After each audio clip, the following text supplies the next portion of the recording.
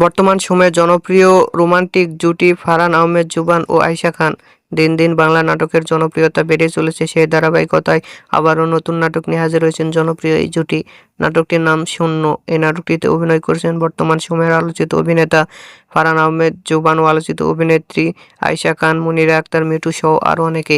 এই নাটকটির রচনা ও পরিচালনা করেন তুহিন হুসাইন। নাটকটি খুব শীঘ্রই এনটিভির পর্দায় দেখতে পারবেন। আপনারা দেখতে চাইলে অবশ্যই এনটিভির পর্দায় চোখ রাখুন এবং নিয়মিত নতুন নতুন নাটকের আপডেট পেতে হলে চ্যানেলটিকে সাবস্ক্রাইব করে রাখুন। পরবর্তী ভিডিওর জন্য অপেক্ষা করুন।